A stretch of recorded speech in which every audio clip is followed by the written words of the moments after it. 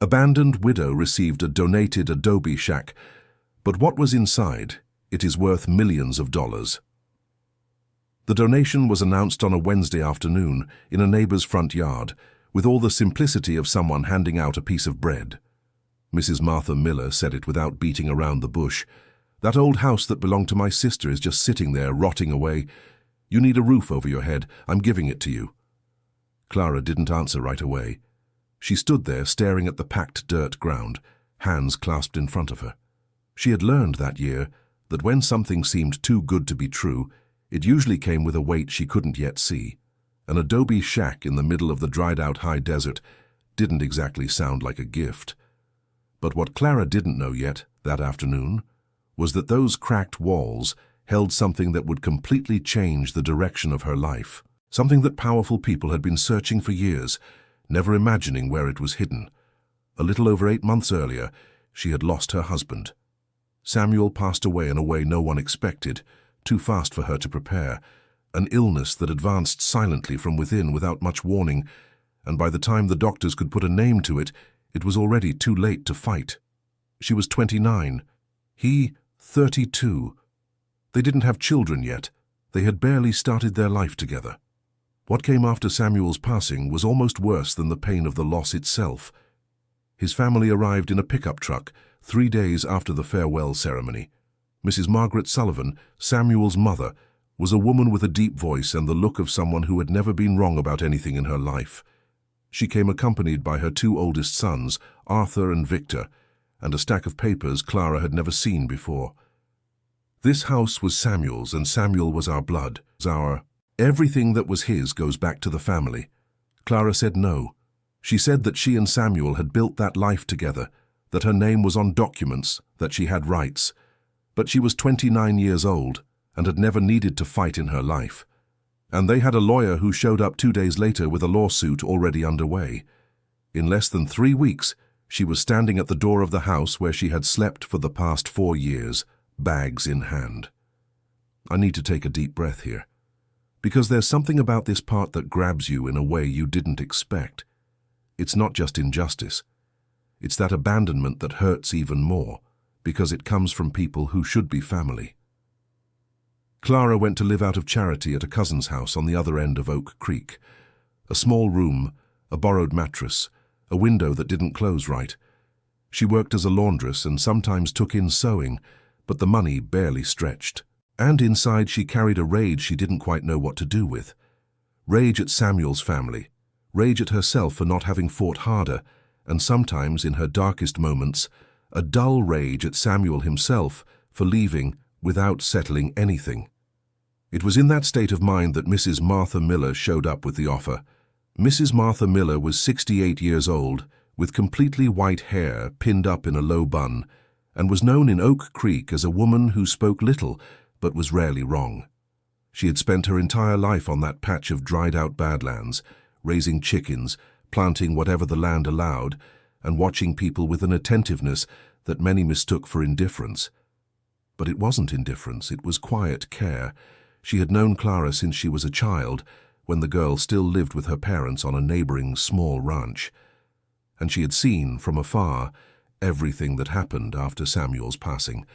"I'm not doing this out of pity, Mrs. Martha Miller made it clear that afternoon in the front yard. "I'm doing it because the house needs someone to take care of it, and you need a place. It's a fair deal."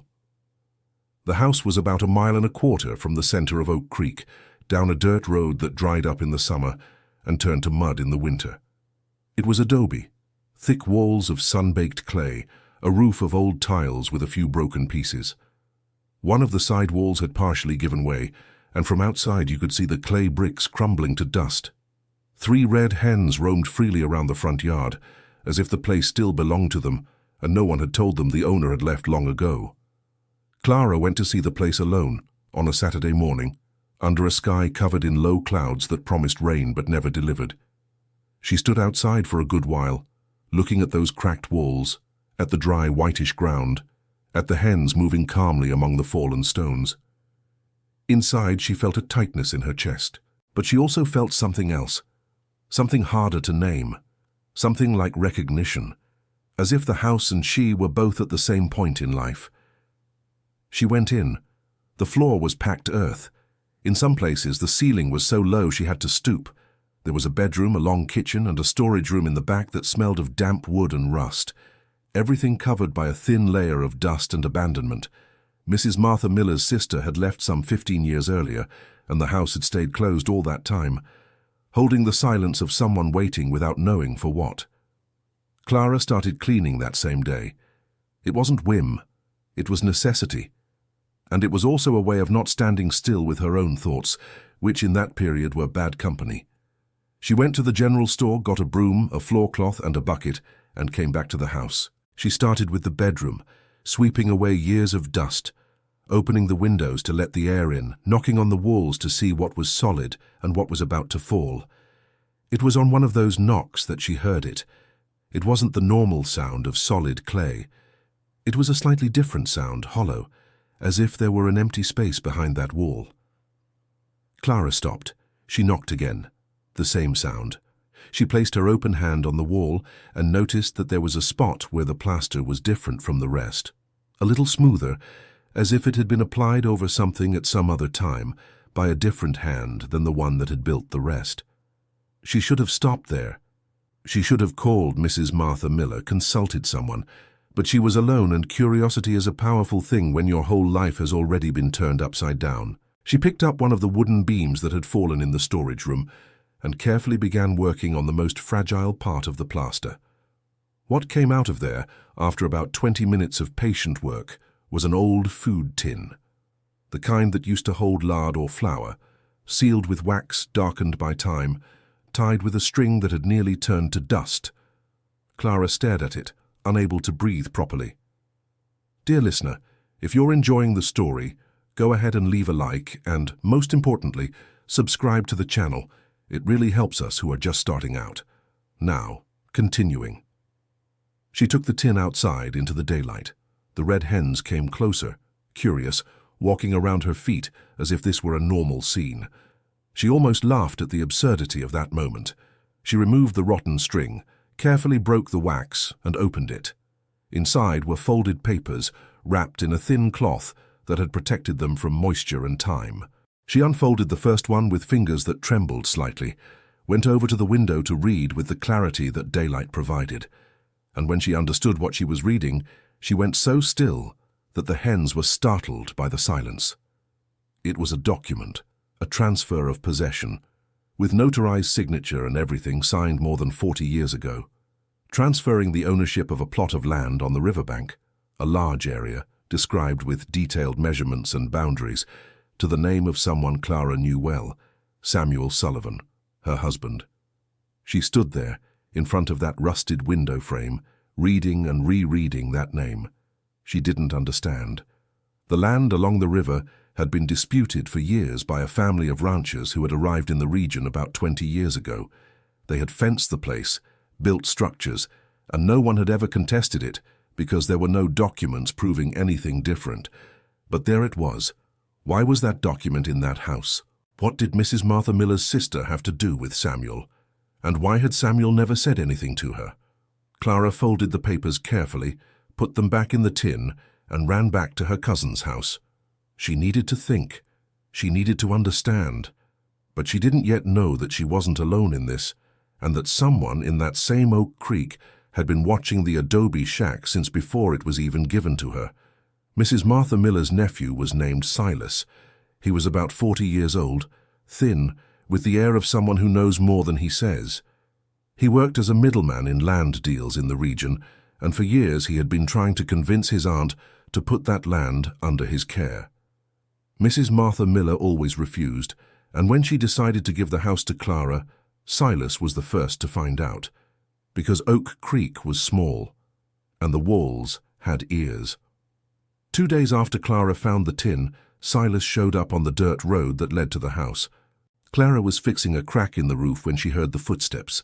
She came down the makeshift ladder slowly, stared at the man without smiling. "I came to say hi," he said. "I heard your aunt gave you the place. That's good, right?" She thanked him without warmth. "If you need help fixing it up, just say the word. I know masons, I know people who work with old things like this.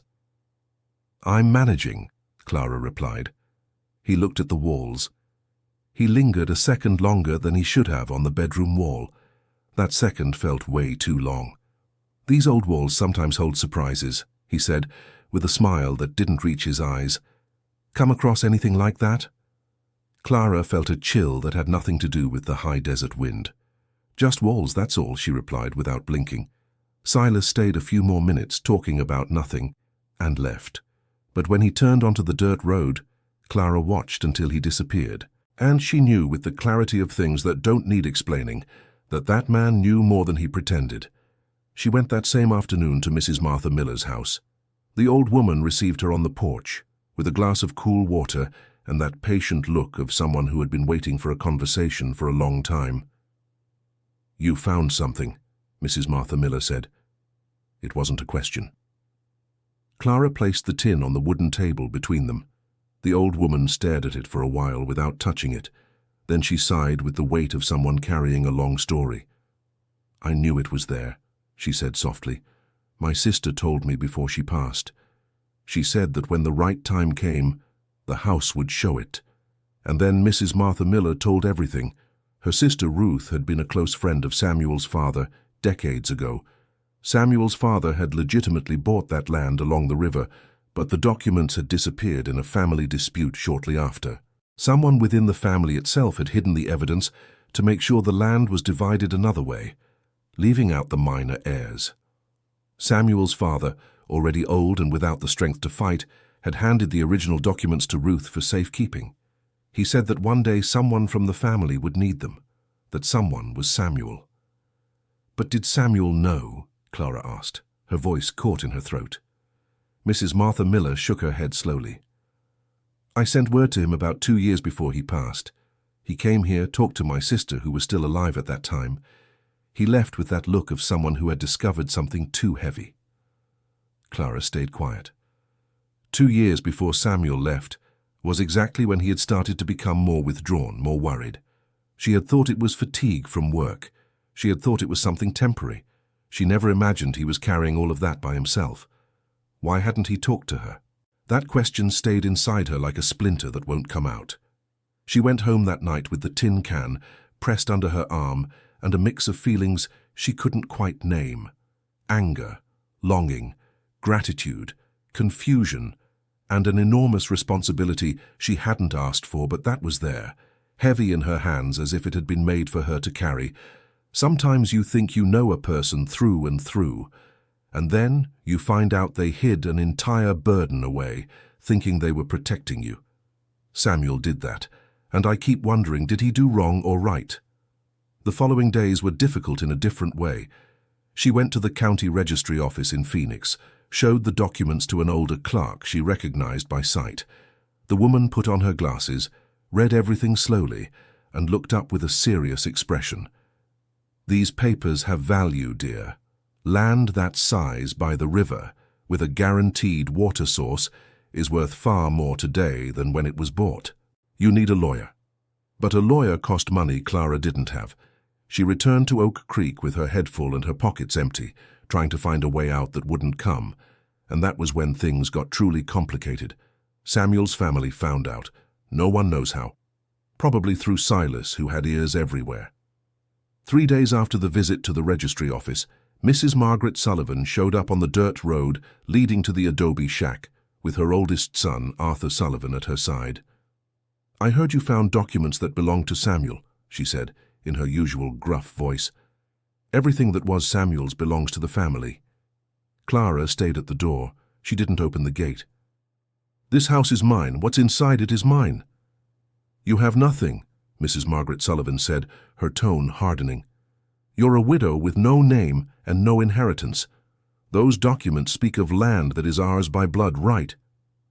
"By right?" Clara repeated, and for the first time in a long while she felt something different from her usual anger.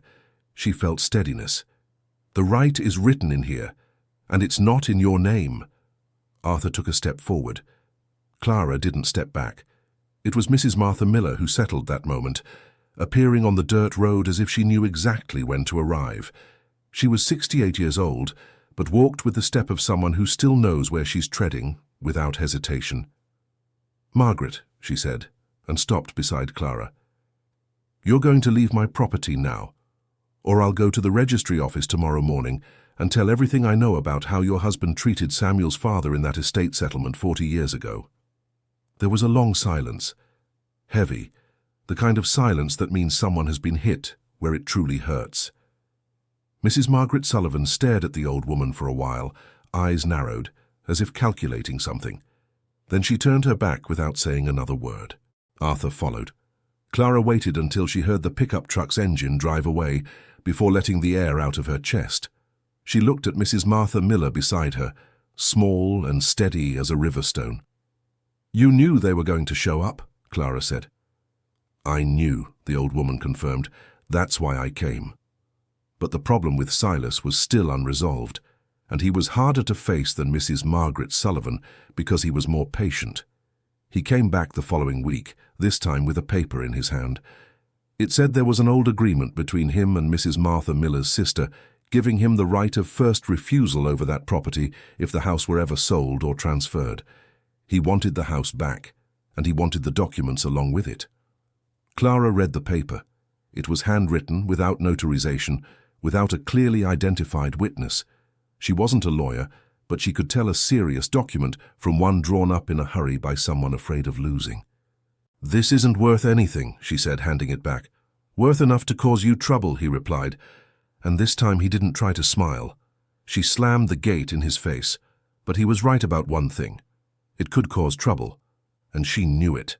She spent 3 days barely sleeping, thinking, trying to find a way out that didn't come from where she expected. The way out came from where she least imagined. Mrs. Martha Miller's son-in-law was a quiet man named Winston, who worked as an accountant in another city, and came to visit his mother-in-law once a month. When he found out about everything, Mrs. Martha had that way of telling things with the precision of someone who had carefully kept every detail. He asked to see the documents. He spent an entire afternoon analyzing everything, page by page, and when he looked up, he said something Clara didn't expect. "These documents prove ownership, but there's more here. Did you see this clause at the bottom of the second page?" She hadn't seen it. It was tiny lettering, almost faded by time, but still legible to someone who knew what they were looking for. The clause stated that, in the absence of direct heirs, the property would automatically pass to the legally registered surviving spouse. Clara stared at the paper for a while. She was the surviving spouse. Married at the county registry office, everything recorded. Samuel's family had managed to take the house where she lived, but they couldn't erase a marriage that was registered at the county office. This was different. This was permanent. The land was hers. Dear listener, if you're enjoying the story, go ahead and leave a like and especially subscribe to the channel. It really helps those of us who are just starting out. Now, continuing. The process wasn't simple. It never is when it involves people with a lot to lose. Winston helped her gather the right documents at the county registry office, recommended a young lawyer in Phoenix who charged a symbolic fee because he thought the case was just. Silas tried to contest the donation of the house, claiming that Mrs. Martha didn't have full capacity to make the transfer, but Mrs. Martha went personally to the county registry office, as lucid and firm as she had always been, and refuted every word with that calm voice of someone who never needed to raise their voice to be taken seriously. Samuel's family sent 2 messages, neither friendly. Clara responded to both through her lawyer. There was a moment, a month after the case began, when the lawyer called with bad news. The family had obtained an injunction temporarily suspending any movement on the land, arguing that the documents needed a technical examination to confirm their authenticity. That meant waiting months longer. It meant more cost. It meant more uncertainty. Clara had a rough week. She was quieter than usual, ate little, slept even less. The cousin who was letting her stay with her asked if she was okay. "I'm thinking," Clara replied. What she was really thinking about was Samuel, about why he hadn't told her, about how many times he had looked at her with that heavy look she never understood. And slowly, she began to realize that understanding that was just as important as resolving the case. Because until she understood, she would keep carrying that anger she didn't quite know where to put. She went to Mrs. Martha's house on a Friday afternoon and asked the question directly. "Why didn't Samuel tell me? Do you have any idea?" Mrs. Martha was quiet for a while, looking at the dry horizon ahead. Then she said, "He was afraid. Not of you. Of putting you in the middle of a fight he didn't know if he could win. His father had been destroyed by that fight. He saw what that kind of dispute did to people on the inside. He thought that if you didn't know you wouldn't suffer. But I suffered anyway," Clara said, her voice trembling. "I know," Mrs. Martha Miller replied, without sugarcoating it. "He was wrong. People who love sometimes make mistakes trying to protect. It's not an excuse, but it's the truth." That stayed with Clara for days. It didn't solve everything. It didn't erase the anger entirely, but it lifted part of the weight, that harder part you carry when you can't understand why something happened. The document examination took nearly 3 months. The report came back confirming the authenticity of everything. The signatures, the paper, the ink, every detail matched the stated time period. The documents were legitimate, without a doubt. The injunction was overturned. Samuel's family tried one more time with a different argument. The judge denied it. And then, on a Tuesday morning that seemed like any other, the lawyer called Clara and said, "The land is in your name. It went through at the county registry office today." She was sweeping the front yard of the adobe shack when she got the call.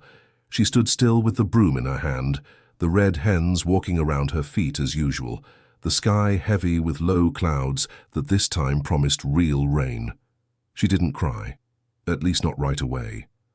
She went to the bedroom wall she had opened months before, where the can had been hidden all that time.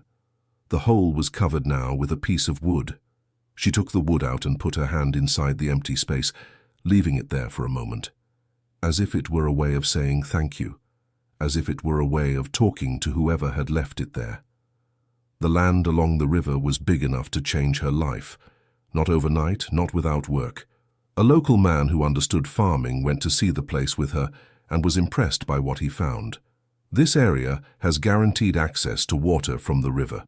There's still a section with good quality native vegetation. With well-planned work, in 2 or 3 years you'll have a sustainable operation that you can make a good living from.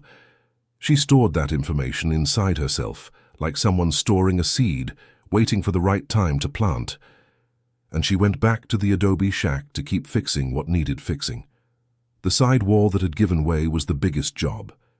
She hired an old mason from Oak Creek who knew adobe, a quiet man named Otis, who looked at those walls with respect, as if he knew that old construction deserved to be treated differently.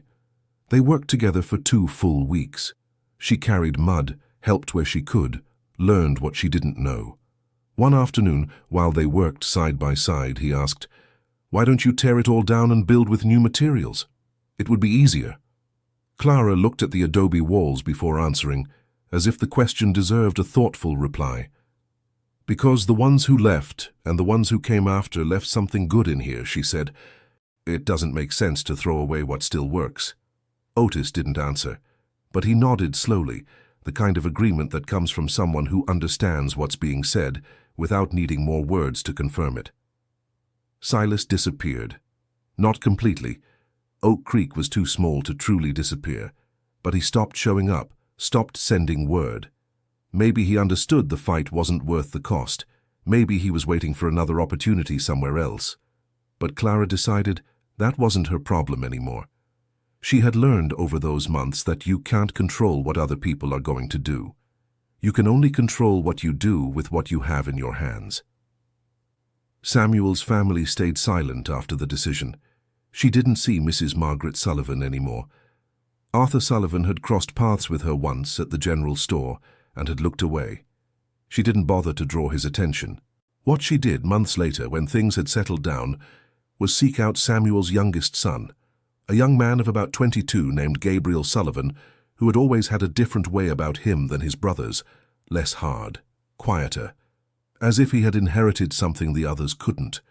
She invited him over for coffee at the adobe shack, now with its walls repaired and its roof replaced, smelling of fresh clay. "I'm not here to fight," she said right off the bat. "I'm here because you were Samuel's brother, and Samuel cared about you even if he never said it." Gabriel Sullivan stared at the table for a long time. He fidgeted with his glass without taking a sip. Then he said, in a low voice, "I knew they were doing you wrong. From the very beginning. I just didn't have the strength to go against them." "I know," she said, "but you do now." It wasn't the beginning of an easy friendship, but it was a beginning. And beginnings, Clara had learned that year, were the most valuable thing there was. On the last afternoon before she moved into the adobe shack for good, she went to say goodbye to Mrs. Martha Miller. The old woman was on her usual porch, with her usual glass of fresh water, with that look that saw more than it said. "You knew I was going to find the tin," Clara said. "It wasn't a question." "I knew you'd know what to do with what you found," Mrs. Martha Miller corrected slowly. "That's different."